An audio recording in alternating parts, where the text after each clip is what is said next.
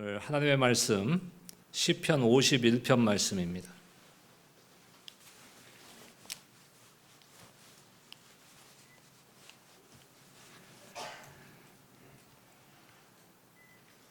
(1절로) (12절까지) 저와 여러분들 한 절씩 교독하겠습니다. 제가 1절 말씀 읽도록 하겠습니다.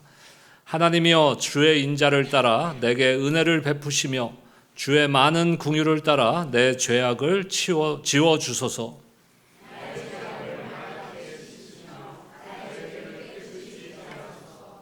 물은 나는 내 죄가를 아오니 내 죄가 항상 내 앞에 있나이다.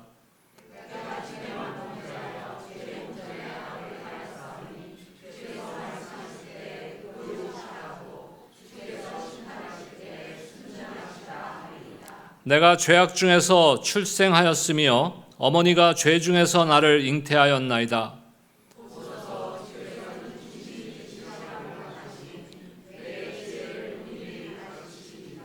우슬초로 나를 정결하게 하소서. 내가 정하리이다. 나의 죄를 씻어주소서. 내가 눈보다 희리이다.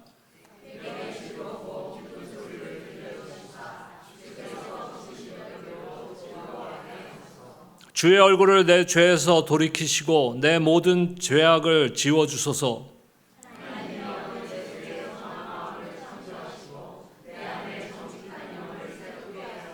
나를 주 앞에서 쫓아내지 마시며 주의 성령을 내게서 거두지 마소서. 주의 구원의 즐거움을 내게 회복시켜 주시고 자원하는 심령을 주사 나를 붙드소서. 아멘. 우리가 살아가면서 겉으로는 아무 문제가 없고 멀쩡해 보여도 마음 깊은 곳에는 누구나 상처가 있을 수 있습니다. 때로는 다른 사람으로부터 받은 상처, 때로는 자신이 지은 죄가 그 원인이 되기도 합니다. 상처를 안고 그것이 회복되지 않은 상태에서 살아가는 것은 참 안타까운 일이죠. 더군다나 예수 그리스도의 십자가의 보혈로 주홍과 같던 우리의 죄가 눈과 같이 희게 된 하나님의 백성이 된 하나님의 귀한 존귀한 자녀가 된 저와 여러분들이 아직도 우리의 죄 때문에 혹은 우리의 문제 때문에 혹은 우리가 갖고 있는 상처 때문에 살아가고 있다면, 고통 속에 살아가고 있다면 그것은 안타까운 일인 것이에요. 구약 성경을 보면은요, 이스라엘의 실패에 대한 기록이 계속해서 나옵니다. 반복적으로 이스라엘, 하나님이 선택한 백성 아닙니까? 하나님이 선택한 이스라엘 백성이 반복적으로 실패하는 신앙, 실패하는 인생, 실패하는 민족으로서의 모습을 성경은 그대로 기록하고 있어요. 특히 여호수아 7장을 보면요, 아간의 범죄로 인해서 이스라엘이 아이성 전투에서 패배하는 내용이 담겨져 있습니다. 근데 이 이전의 기록을 보면은 여리고성, 도저히 허물어지지 않을 것 같은 여리고성을 무너뜨리는 놀라운 하나님의 역사를 경험한 직후예요. 근데 아이성은 여리고성에 비하면은 보잘것없는 성입니다. 쉽게 함락할 수 있는 성임에도 불구하고 패배를 하게 됩니다. 아간의 범죄로 인해서, 다시 말해서 탐심 때문에 일어난 일이에요. 이어서 8장은 그 죄로 인해서, 탐심으로 인해서 실패했던 이스라엘 백성을 하나님께서 다시 회복시키시는 기록을 하고 있습니다.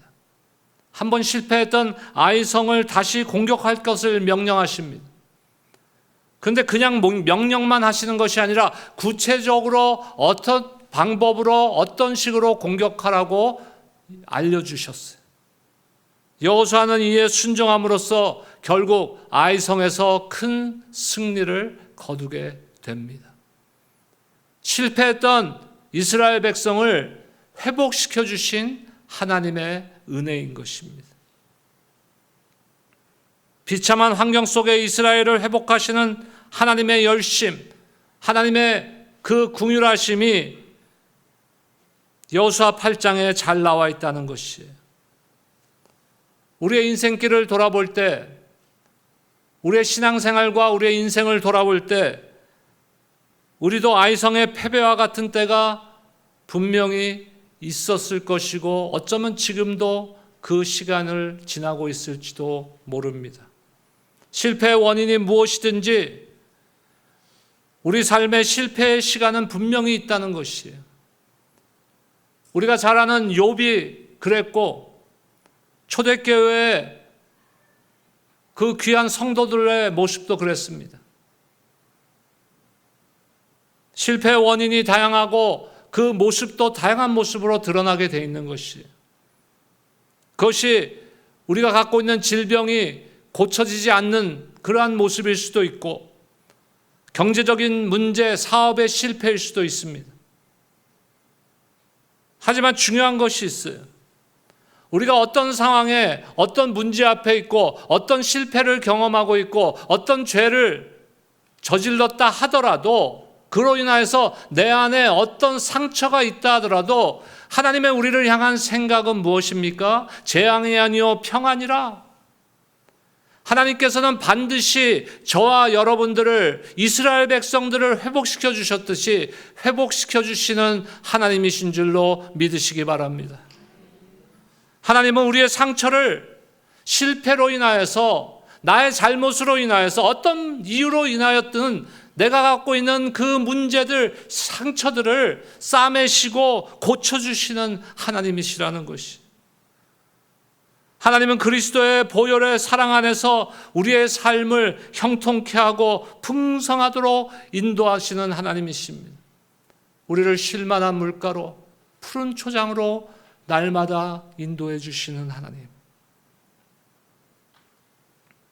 다만 때로는 우리의 신앙을 좀 더 다져주시기 위해서 우리가 우리의 실패를 깨닫고 다시 일어나기를 원하시기 때문에 때로는 잠시 잠깐의 고난도 우리에게 허락하십니다.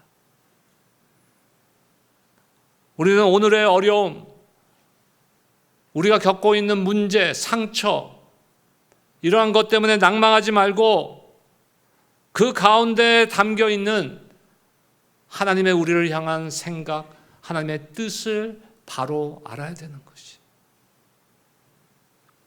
여호수아를 격려하시며 뭐라 그랬습니까? 두려워하지 말라, 놀라지 말라 그랬어요. 이사야를 통해서 이스라엘 백성들에게도 동일한 말씀을 하십니다. 두려워하지 말라, 놀라지 말라, 내가 너와 함께함이라. 그 말씀이 이 시대에 저와 여러분들에게도 개인적으로 하나님께서 동일하게 하고 계시는 말씀이라는 것이. 혹시 지금 패배와 실패 속에 있습니까? 하나님의 회복의 약속을 견고히 붙잡고 다시 일어서는 저와 여러분들이 되시기를 주의 이름으로 축원합니다. 그렇다면 이 확실한 회복으로 가는 길이 무엇일까요? 오늘부터 6주 동안 이 회복으로 가는 길이라는 주제를 가지고 여러분들과 말씀을 나누고자 합니다. 오늘 첫 시간입니다. 회복이라는 것은요, 단지 좀 나아지는 것을 의미하지 않아요.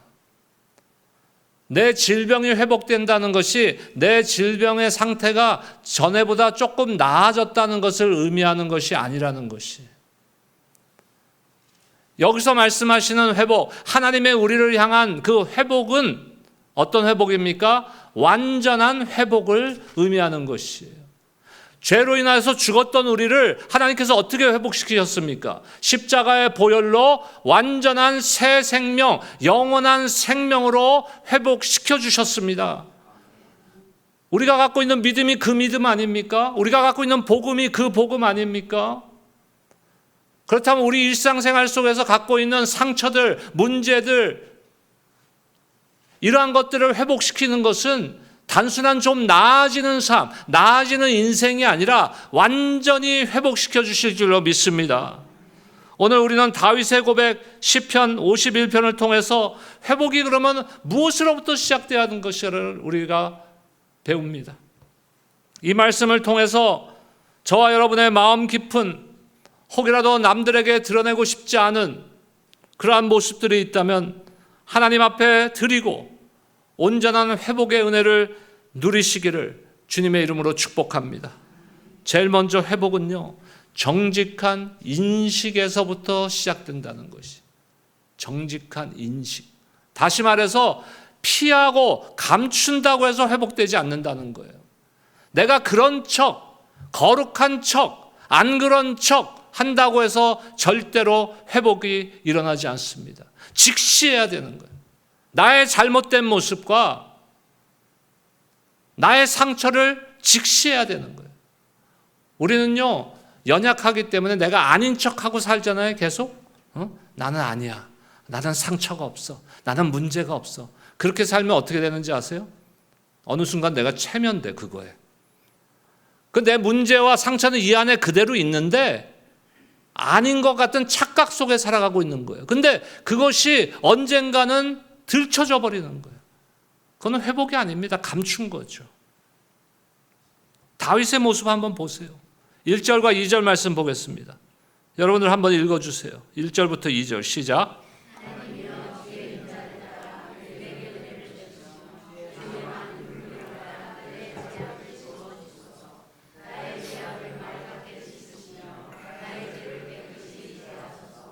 다윗은 죄를 지었어요. 무슨 죄를 지었습니까? 뭐 여러 가지가 있겠죠. 대표적인 거는요, 뭐예요? 밧세바를 간음하고 그걸 감추려고 했어요. 그 죄를 감추려고 하다 보니까 어떻게 됩니까? 충신 중에 충신이었던 밧세바의 남편 우리아를 전장에서 죽게 만들었어요. 감추려고.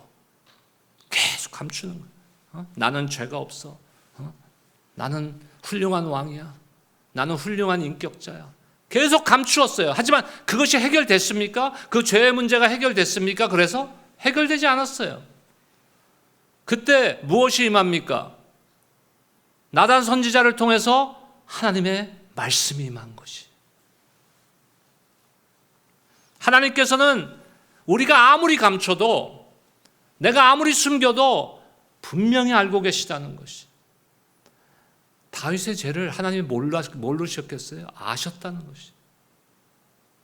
그 선지자 나단이 찾아와서 하나님의 말씀을 전했을 때 다윗은 어떻게 됩니까? 하나님 앞에 무너져 버리는 거예요. 내가 이때까지 어리석었구나. 하나님 앞에 감출 수가 없는 것을 내가 이렇게 어리석게 살았구나 하고 하나님 앞에, 하나님의 말씀 앞에 무너지는 것이에요. 다시 말해서 뭡니까? 자신의 죄를 직시하게 된 것이에요. 우리의 회복의 시작은 거기에 있는 거예요. 나의 문제, 나의 죄, 나의 상처를 직시할 수 있어야 되는 거예요. 인식할 수 있어야 되는 것이에요. 다윗은 무너져 어떻게 합니까? 하나님 앞에 통곡하며 기도하는 것이. 무엇을 기도합니까? 죄 사함을 위해서 기도하는데 무엇을 근거해서 기도하는 거예요? 나의 의? 내가 그래도 선택받은 하나님의 백성, 이스라엘 백성의 내가 왕인데 나의 의로움으로 내 죄가 사해진다고 믿었을까요? 그렇게 간구했을까요? 아니요. 우리가 하나님 앞에 용서받을 수 있는 근거는요, 나한테 없어요. 저와 여러분들이 예수를 믿고 구원받은 근거가 우리한테 있습니까? 아니요. 그거는 하나님이 나를 불쌍히 여기신 것에 있는 거예요. 날마다 기도하세요. 저를 따라 합시다. 하나님, 나를 불쌍히 여겨 주시옵소서. 우리를 용서하시고 우리를 회복시켜 주시고 우리를 다시 일으켜 주시는 그 근거는 오직 하나님의 성품, 하나님의 긍휼하심에 있다는 것입니다.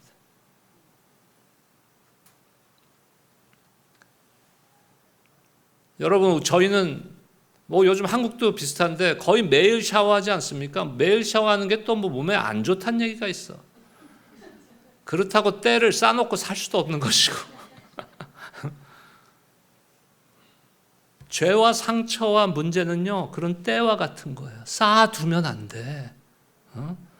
옛날에 한국 사람들 어떻게 살았는지 모르겠어. 명절 때 목욕탕 가고.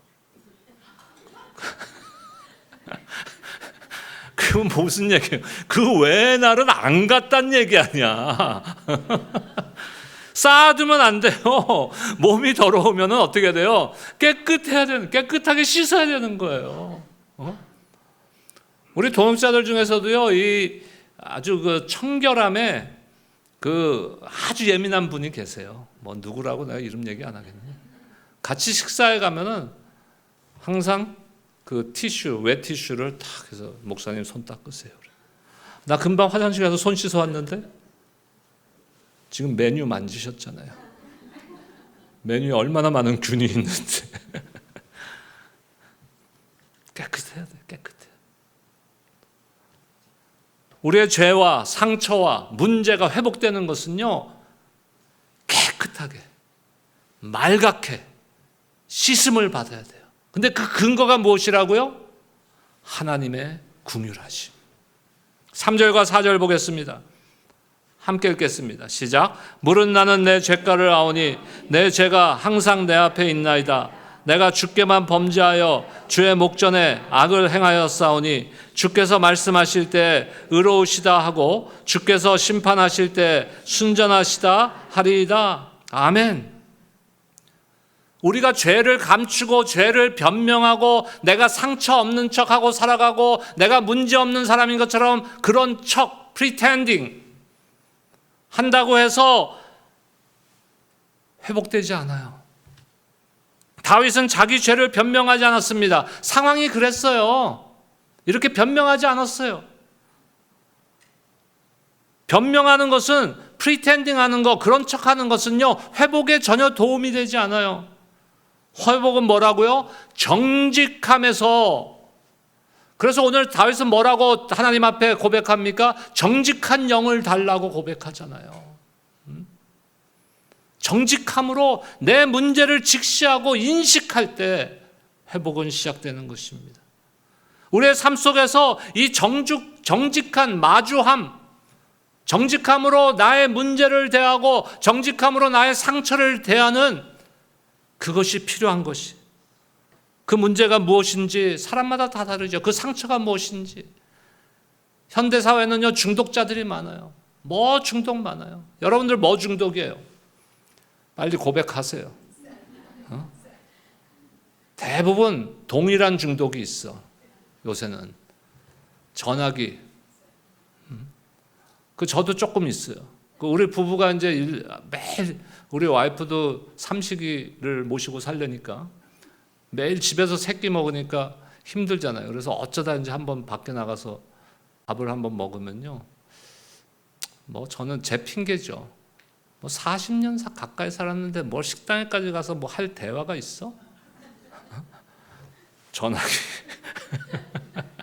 근데 나만 그런 게 아니야. 식당에 앉아 있는 사람들 전부 전화기 보고 있어.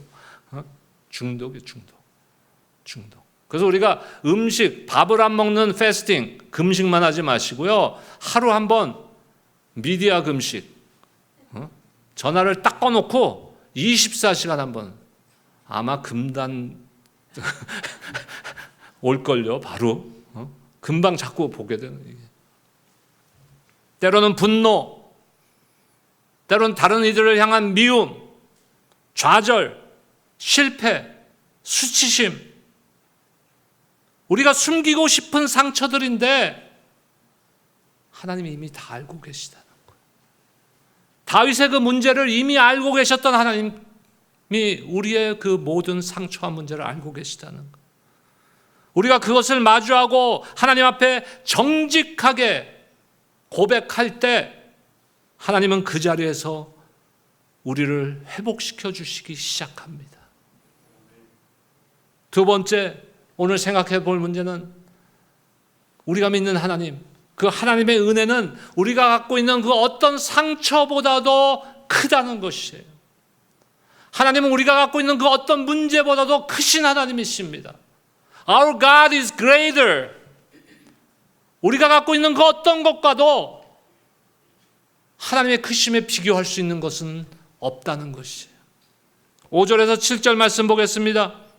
함께 읽겠습니다. 시작. 내가 죄악 중에서 출생하였으며 어머니가 죄 중에서 나를 잉태하였나이다. 보소서 주께서는 중심이 진실함을 원하시오니 내게 지혜를 은밀히 가르치시리이다. 우슬초로 나를 정결하게 하소서. 내가 정하리이다. 나의 죄를 씻어주소서. 내가 눈보다 희리이다. 다윗은 자신이 본질적으로 죄인임을 지금 인정하고 있어요. 내가 죄악 중에서 출생하였다라는 말은 자기의 본성을 부정하는 것이 아니라 자기 아이덴티티를 부정하는 것이 아니라요, 하나님의 은혜 없이는 설 수 없다는 고백이에요. 저와 여러분들 날마다 이 고백이 있어야 돼요. 주님께서 나를 긍휼히 여겨주시지 않으시면은 우리 이 자리에 있을 자가 아무도 없어요. 날마다 하나님의 은혜 없이는 우리 구원받은 하나님의 백성들, 하나님의 존귀한 자녀들은 설 자리가 없다는 것이에요. 그 하나님의 은혜, 그것은 바라봐야 되는 거예요. 이 다윗의 고백은 좌절하고 낭망하는 것이 아니에요. 내가 죄악 중에서 출생하였다. 어떻게 보면 이거를 그냥 직역해서 들어보면 낭망한 거 아니에요. 좌절한 거 아니에요. 하지만 그것이 아니에요. 7절에서 뭐라 합니까? 우슬초로 나를 정결하게 하소서. 우슬초는 구약의 성막에서 정결 예식에 사용되었던 식물입니다. 죄로 인해 부정해진 사람을 다시 깨끗하게 하는 데 사용되었습니다. 우슬초는 예수 그리스도의 십자가의 보혈을 상징하고 있습니다. 죄는 오직 그리스도의 속죄의 피로 씻어지는 것이에요. 우리의 상처와 우리의 문제는 오직 하나님의 긍휼하심의 은혜로 회복되는 줄로 믿습니다. 우리의 죄를 씻는 길, 우리의 문제를 해결해 주시는 길, 우리를 회복시켜 주시는 길, 오직 하나님의 은혜밖에 없습니다. 다윗은 그것을 알았던 거예요. 그걸 깨닫게 된 거예요. 하나님께서 자신을 정결하게 하실 수 있음을 믿고 있습니다. 때로는 우리가 갖고 있는 죄책감이 나를 무거운 짐으로 누르고 있어요. 근데 하나님께서 우리를 향해서 원하시는 것은 죄책감이 아니에요. 죄로 인해서 무거운 짐을 내가 짊어지는 것은 하나님이 원하시는 것이 아니에요. 하나님은 우리가 그 죄에 대해서, 문제에 대해서, 나의 상처에 대해서 바로 인지하고 인식하는 걸 원하는 거예요. 여러분, 죄책감과 죄에 대한 인식은 다른 것이에요. 깨닫고 그것을 하나님 앞에 정직하게 내려놓아야 되는 거예요. 죄의 문제만 그것이 아닙니다. 우리의 모든 문제들, 우리가 갖고 있는 상처들 정직함으로 하나님 앞에 내려놔야 돼요. 그때 하나님께서 우리에게 회복시켜 주시는데, 첫 번째로 깨끗함으로 회복시켜 주시고, 두 번째로 기쁨의 회복을 우리에게 이루어 주시는 것이. 여러분, 이것을 믿고 승리하시기를 축복합니다. 다윗의 회복은 단지 죄의 용서로 끝나지 않았어요. 그는 우리를 기뻐 즐거워하게 하소서 8절에서 고백합니다. 우리를 기뻐 즐거워하게 하소서. 저는 여러분들의 삶이 행복하기를 기도합니다. 제가 갖고 있는 목회의 철학은요, 다른 거 없어요. 여러분들이 행복한 신앙생활을 하는 거예요. 기쁨의 예배를 드리는 거예요. 그것이 제가 갖고 있는 목회자로서의 하나님 앞에 항상 기도하는 것이.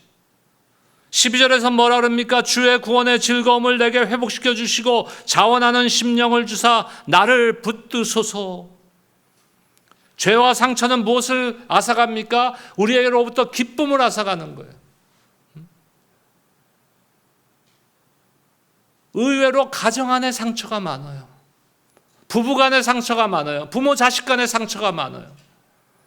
그러다 보면 가정이 기쁨의 가정이 아니라 그 기쁨이 없어져 가는 가정이 돼버리는 거예요. 회복돼야 돼요. 하나님 앞에서 하나님의 긍휼하심으로 회복되는 여러분들의 가정이 되시기를 주의 이름으로 축복합니다. 기쁨 없이 살아가며 회복되었다고 착각하지 마세요, 제발.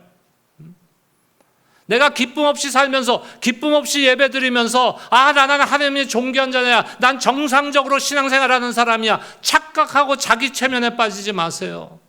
기쁨이 회복돼야 돼요. 기쁨이. 다윗은 뭐라고 고백합니까? 10절에서 정직한 영을 새롭게 하소서. 하나님께서 저와 여러분들의 마음을 새롭게 하실 때 그 안에서 참된 기쁨과 평안이 회복되는 줄로 믿습니다. 사랑하는 성도 여러분, 회복은 저절로 일어나지 않습니다. 회복은 정직하게 하나님 앞에 나아가는 자에게 일어납니다. 다윗처럼 죄를 고백하고 은혜를 간구하며 기쁨의 회복을 소망하는 자에게 하나님은 긍휼하심을 베푸시고 정결함을 선물하시고 우리에게 참된 기쁨의 삶으로 회복시켜 주십니다. 여러분, 우리가 교회적으로 큐티도 하고 통독도, 성경 통독도 하고 또 암송도 합니다. 이번 주에 우리 다 같이, 저와 여러분이 다 같이 요 한 가지 한번 더 했으면 좋겠어. 매일 오늘 우리 본문인 시편 51편 1절에서 12절 말씀을 한번 쭉 읽고 기도하면서 이 말씀의 은혜를 한번 되새겨 보세요. 매일 3분에서 5분만 투자하세요. 매일 이 51편의 말씀을 가지고 하나님의 놀라우신 은혜가 임할 줄로 믿습니다. 여러분의 마음속에 깊은 상처, 죄책감, 아픔을 하나님 앞에 고백하세요. 터뜨리세요. 하나님은 여러분의 고백을 들으시고 회복의 은혜를 허락하실 것입니다. 때로는 우리가 살아가면서 이래요. 내 상처가 너무 깊어서. 우리 어머님 세대가 시집살이며 남편한테 당한 거며, 그래서 웃는 분들은 왜 웃어요 도대체? 많이 당하고 살아셨다고. 남편들도 당해요. 그런 상처가 많아요. 지금 현대 세대 사람들보다는. 그러니까 그 상처가 주님 앞에 가는 그 순간까지도 너무 깊어서 본인 스스로가 그냥 마음을 닫아버려요. 내 상처는 너무 깊어서 회복 안 돼. 오늘 말씀을 기억할 때 하나님께서 반드시 회복시켜 주신다는 거예요. 하나님은 마른 뼈도 다시 살리시는 분이심을 여러분들 믿으시기 바랍니다. 하나님은 죄악으로 얼룩진 다윗도 다시 일으켜 세우셔서 하나님께서 뭐라 그럽니까? 다윗을 내 마음에 합한 자다. 다윗이 완벽한 사람이라서 그렇게 말씀하십니까? 아니요. 죄를 졌어도 정직하게 하나님 앞에 고백하고 돌아왔기 때문에. 이사야 9장의 말씀은요, 예수 그리스도가 이 땅에 오셔서 우리를 구원하실 것임에 대한 예언의 말씀이에요. 근데 그 7절에 보면 이런 말씀이 있습니다. 우리 함께 한번 볼까요? 7절 말씀 함께 읽겠습니다. 시작. 만군의 여호와의 열심히 이를 이루시리라. 내가 이루는 거 아니에요. 나의 회복을 내가 이루는 거 아니에요. 체면 걸어서 내가 괜찮아, 난 강해 긍정적으로 생각해, 이걸로 해결되는 게 아니에요. 누구의 열심이요? 하나님의 열심이. 우리가 해야 될 일은 하나님 앞에 정직하게 내려놓고 하나님 앞에 통곡하며 기도하면 돼요. 다윗과 같이 회복을 날마다 경험하시기를 주의 이름으로 축원합니다. 기도하겠습니다.